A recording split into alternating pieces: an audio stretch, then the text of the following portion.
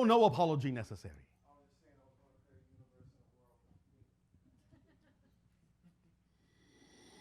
Hello. And to you, good day. This is very exciting. It is. Well, I don't really know what exactly. There's a bunch of stuff in my head that I know that I want to like converse with you about. Yes. I'm Well, not converse. All right. Well. You don't need a question. Okay. So I feel like my highest excitement is, well, to be excited. Yes. About what? Well, about music. Oh, all right. Thank Yeah. you. But and the thing is, like, I know that I can get into this state of being where it's like I'm just fully there in the immediate experience of the moment. Do you mean fully here? Fully here in the immediate experience of the moment. Fully there. Here. Fully here Thank you. in the immediate experience of the moment. Yes. All right. Congratulations. And in this state, yes. in the process of my creating music, for example, if it's learning a new skill, Yes. and it's like learning like how to make electronic music, for example, using a computer. Yes. As I'm in this particular state of consciousness, Yes. every aspect of this of the process that I'm exploring, I'm really just it's sinking into me deeply, Yes. and I'm really experiencing it fully. Yes. And well, that's the channeling state. indeed, You understand that. You all do have the ability to channel. That's the channeling state. and I find that I don't want to take action in the direction of my excitement of making this music unless I'm fully in this state of being. Well, all right, then why not simply choose to be fully in the state of being so you will always be able to take action? I like that. I'm wondering. All right, well, I'm happy you like it. So if you like it, why not do it? Not that you have to. Just asking. Because I noticed that I'm not there, and I think that. Yes, I know you're not there. You said you Here. were here. Well, I will do that.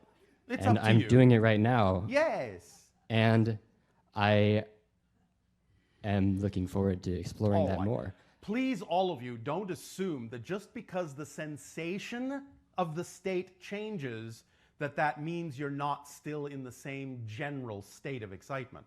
Excitement doesn't mean you have to be jumping up and down. Excitement can be a sense of meditative, balanced peace as well. Excitement can be expressed in a number of ways. When we use your word excitement, we simply mean the body's physical translation of the vibration that's in alignment with your true core being. It can be expressed in any number of ways. So don't misunderstand and think that just because the energy level changes or the energy expression changes, that's not necessarily an expression of your excitement. Okay. Yes? Yes? Yes. All right. Yes. Anything else? Yes. So it feels like my highest excitement then is to allow myself to be in that state. All right. And then you can act from that state on whatever opportunity presents itself to you at any given moment that contains the highest amount of excitement by reflection. Because when you say the highest excitement, there can be many expressions of your highest excitement that arrive in your life, and often there have to be. Otherwise, you wouldn't have any motion, you wouldn't have any movement, you wouldn't have a path to take if you didn't have multiple expressions of your highest excitement. It doesn't have to just be one thing. Coming here tonight, I'm assuming, was an act of excitement for you. Yes. Well, there you see, didn't really have anything to do with your music. True. But you acted on it because it was the most exciting thing, I'll assume, that you were able to act on at that particular moment. Yes? Yes. Well, then there you go. It's simple as that. Whatever presents itself to you as an option, out of all the options you have available to you at any given moment, just act on the one that you can act on best, that contains the highest excitement out of all the options. And act on it with absolutely no assumption, insistence, or expectation as to what the outcome ought to be. That's the whole formula. That's all you have to keep doing. That's it. Simple enough? Yes, it is. All right. Unless, of course, you would like to complicate it and make it more difficult, which I won't prevent you from doing. Because I know that many of you love to complicate things. But you don't have to. In addition, I have a question. I'm wondering Yes. if there's anything that through you can be reflected to me from my higher mind about. What do you think I'm doing right now? Well, exactly that. Well, then I am reflecting to you from your higher mind, and anything that you need to know, I'll tell you. Anything I don't tell you, you don't need to know.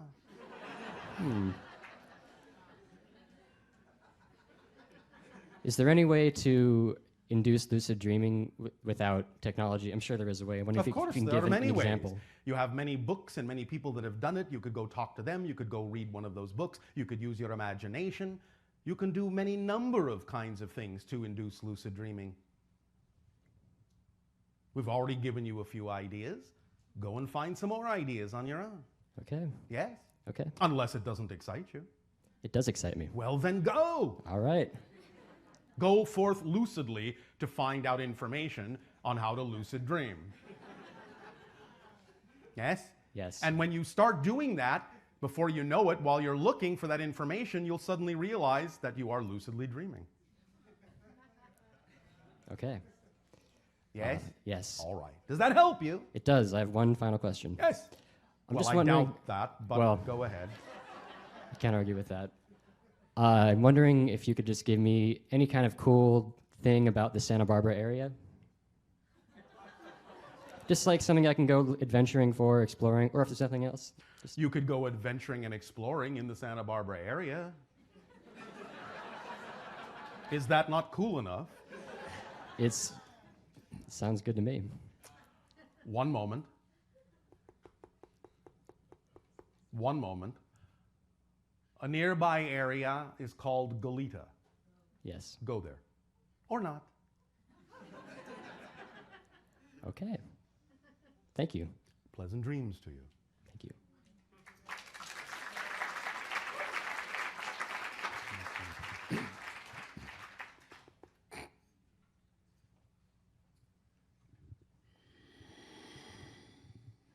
Hello, Bashar. And to you, good day.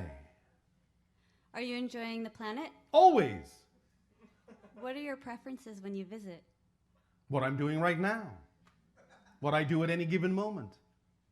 Reflecting energy, balancing energy, interacting, conversing, dreaming lucidly with all of you. Taking trips, exploring other realities, exploring other civilizations, interacting with other civilizations, telling them about all of you. Telling you about some of them. Doing art. All of these things excite me. I only do what excites me. Do you go swimming when you're here? I am not physically on the surface of your planet. But do you experience it in another way? Yes. That's nice. I'll agree.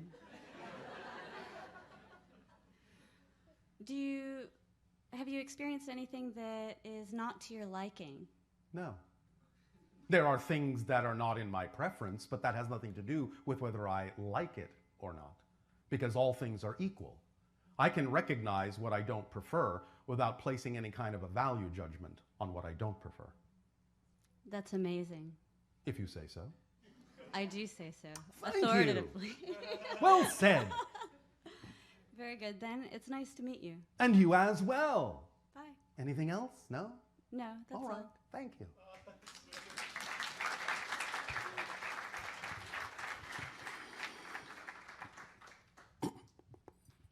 Hi. And to you, good day. I'm nervous. Okay. You are excited. Yes? I guess You guess? All right, then you are nervous. the subject matter. I'm not excited about the subject matter. I just have a few questions. One about a general understanding of the afterlife. What does that look like? What is that if we leave this physical world? Well, there are certain things that generally most of you will experience. First of all, recognize that you are going beyond the normal parameters of linear space-time. There may still be the ability to create a kind of a sense of time playing out there, but it's nothing like the kind of time experience you have in physical reality. In physical reality, when you think a thing, when you believe a thing, you have a time lag of manifestation, of experiencing that thing to some degree. In non-physical reality, in the spirit world, you don't. Whatever you think is instantaneously manifested around you. Okay. The idea, however, is that the process is, for most of your people, the idea that you will suddenly float out of your body. You may recognize that your body is lying down there. You may see people gathered around. You may choose to listen into a few things. You may choose to go to your own funeral. You may choose to visit some people. You may choose to attempt to communicate with them. Sometimes they will perceive it, sometimes they will not. You may experience what is called the tunnel of light, which is actually just a way of expressing in your reality the idea of a link and a bridge between one dimension and another. And as you open up into the other dimension of spiritual reality, non-physical reality, most of you may experience being greeted by the non-physical spirit counterparts of people that you have known in life, or the idea of what you call people from other lives. You may thus then experience the sensation of unconditional support and love, expansiveness. It will be like waking up from a dream, in the way that you wake up from a dream now and go, oh, well, no matter how real that dream seemed, this is actually who I am, and that was just a dream. So death will be similar to that as well. This is who I really am, and physical life was just a dream. You will have what is generally called a life review. You will experience every single choice you made, every consequence of every choice you made, and you will actually feel it and everything that anyone else felt as a consequence of the choices you made, as if it's all happening to you, because it is all happening to you. This will happen really in the blink of an eye, even though it may seem to be somewhat stretched out, because it's an entire lifespan in the blink of a moment, but you can focus on any part of it that you wish, and you can make it seem to last however long you wish it to last. And the idea is that you will use this as a learning experience to balance yourself in recognizing the choices that you made and whether or not you really would have preferred to make a different choice or not. And you will add that perspective to your overall knowledge as a soul. You will thus usually be greeted by some guide or representation of the idea of all that is, and you will experience this great envelopment of love, and you will be given more choices. Do you wish to go back to that life in a parallel reality and continue as if you hadn't died? Do you wish to have the experience you call reincarnation? Do you wish to move on to other dimensions, other civilizations, other realities? What do you wish to explore now? You can generally assume that most of these things will be experienced by the general majority of you, even though there can be many, many different kinds of things. Okay, so with that, if they, or whatever the choice is, Yes. will they still be connected to the ones here left? It depends. You're always connected to everything. But depending on the choice you make, you may not experience necessarily the same kind of connection. It depends. What does that mean? Well, in other words, if the choice you're making means that you can't experience that choice without having an experience of not remembering anyone else, then you will not remember anyone else, even though you're always connected. If the other choice you're making doesn't matter whether you maintain a conscious awareness of a connection to other people, you'll maintain the conscious connection. It depends on what it is you're attempting to experience as to what you'll be capable of doing, in a sense. So if someone leaves this physical Yes. life currently and I'm Yes. still in the physical world now, Yes. and they have the choice to possibly not be connected. Well, no, they're always Oh, connected. okay. But the idea is that they may be choosing something that makes their experience not need to necessarily consciously connect with you, but they're always connected. And more often than not, when someone awakens into spirit and experiences the idea of their true unconditional self, they will, more or less, always be around for you in some way, shape, or form. Now, they do have lives. They are still busy. They're not just hovering around, what does she want now? Can I call upon? Of course you always can. Okay. And generally speaking, often when you go about your day and suddenly for no apparent reason they may cross your mind, that may actually be them communicating with you. They may be connecting with you in that way. But they will always hear you. Yeah. They will always hear you, because it's easier for them to hear you than it is for you to hear them in the way you have structured your belief system. Doesn't mean that it can't be as easy for you to hear them, but just because of your belief system, you usually prevent yourself from experiencing them in the way that they can experience you now that the blinders are off. Yeah. Because time, again, for them is not what it is for you. And generally also, they are seeing more clearly the scope of what it is as a higher mind, as a soul, you chose for yourself. So sometimes when it may seem like they're not connecting to you, they may, in a sense, have a little bit of a hands-off policy because your own higher mind is saying, hands off, don't intervene right now. I'm going through a process. You understand? Yeah, I do. So they actually know, in some senses, better than your physical mind, when to connect and when to sort of leave you by your own devices. But they're always there. And many times, even what you may think is your own thought, or some synchronous thing that just occurs on your planet, may actually have been the result of guidance from them, even though you may not have actually heard it at the time. They may have just needed to whisper one little thing in your mind to get you to think, oh, you know, today I'll just take this path. I don't know why. I just feel like it. And then suddenly you run into someone you haven't seen in 10 years that gives you exactly what you need at that moment. You go, what an amazing synchronicity. But that may have come from guidance from the spirit world, but it will be unobtrusive because their first job is to make sure you are your own best guide and to remain in the background. They can't live your life for you. Wow. Make sense? Yes, absolutely. Is this helping illuminate this idea a little Actually, bit? yeah. Anything else? Can I ask one more? I don't know. You just asked a question there. Okay, I'm gonna ask. Sorry. So you don't have to ask if you can ask. So speaking of dreams, if Yes. there is that connection that feels different than just a dream, just Yes. something It I've thought usually about. is representative of an actual communication, of a real connection, Yeah. of a real conversation. And most of you can tell the difference. Definitely. It does have a sense of lucidity, a sense of solidity to it. Yes. It also has a sense of consistency to it. Yeah. Whereas most of what you typically call a dream, in a sense, from your perspective, is sort of nonsensical. Right. You can be here, you can be there. Things can happen that you go, yeah, that makes sense that he has 12 eyes. Sure, I accept it. Nothing strange there. You understand? I do. And in fact, to go back to another question, one of the ways you can actually trick yourself into becoming lucid in the dream is to actually train yourself to start recognizing when things are not the way they are in physical reality instead of just accepting that that's normal. One last question. I'm sorry. Oh, see? Yes. I know. Do we choose to leave this physical Yes. world? Always. Now, it can be done with precision or it can be done with a general window. But generally, you choose to explore certain themes, and when the exploration of those themes is up, well, unless you change your mind and say, well, there are some other things I really would like to explore, you usually just leave in some way, shape, or form. Wow. Because you are done with that exploration. You're done with that perspective. It's really analogous to the idea of saying, you know what, I'm going to go coral reef diving for a while. Here I am on the boat, above the water, and I'm going to put on the mask, I'm going to put on the wetsuit, going to put on the fins, going to put on the tanks, and I'm going to dive into the water. And I'm wearing this mask, the ego structure, so that I can see clearly under the water to have the experience I really want to have. But after I go around through the coral reefs and I've looked at all the pretty fish, and I finally get to the point where you go, well, you know what? That was the experience of the day. That's what I wanted to do. I have done it, and now I'm done with this experience. You go back up to the boat, you take off the mask, take off the wetsuit, take off the fins, take off the tanks. You're back in spirit. You understand? I do. Yes. Simple.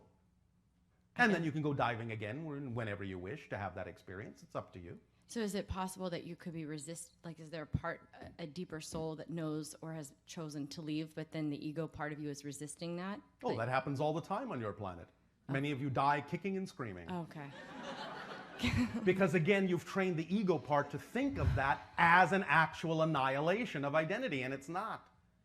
So as long as the ego thinks that when you die, you actually cease to exist, it's going to go into survival mode, and it's going to panic, and it's going to kick and scream and resist all the way. But the idea is that if it starts to learn, if you start to train the ego to understand that you are a part of me, my identity will always be a part of me, but in the physical ego, I don't need the diving mask right now. I use the diving mask when I go diving. I don't need the diving mask on the boat, but I'll always have you at my side. I will never abandon you, and you will always be there with me. You will always be all right. So, in that, then the ego can relax and can understand that you're not discarding it. It's not going to cease to exist. It has a place within your total consciousness, and it can relax. And then you won't panic and you won't resist the idea of going into spirit. Amazing. Which is just another phase of life. In a sense, truly, there is no afterlife. There's just life in different forms, that's all. There is no afterlife. You will always be alive, forever. Wow. You're an eternal being. You may change your form, you may change your dimension, you may change your experience, but there is no afterlife. Not really. Would you say it's possible, if you're one still sitting in your own physical body, could you experience to see with physical eyes the physical particles or of that person that's left or that soul that's left? Yes. Okay. You can train your senses to expand a bit to be able to perceive things that are now at this point invisible to you. And simultaneously, what often happens is that spirit, in a sense, will lower its vibrational frequency to make itself a little bit easier to see in your sensory range. Yeah.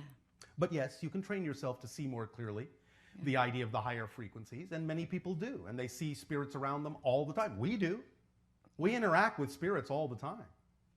It's not like they are really gone to us. Our world is populated by them. Really, as we have said, physiologically, we only have about 250 million individuals on our planet physically. But we really actually come and go with billions of individuals non-physically. Okay. So we interact with them all the time. And so as I walk away from this microphone, you're saying that if there's anyone departed from me in this physical life, they're with me now. Of course they are, especially because you're talking about them. Yeah. So their non-physical ears are burning. That's all I needed to know. One moment. Yo. Is there something special for you about petunias or purple? Purple's my favorite color, yeah. All right. Then that's a sign that there is somebody with you right now, because they gave us that information to give to you. Yeah. All right. Thank you. Thank you.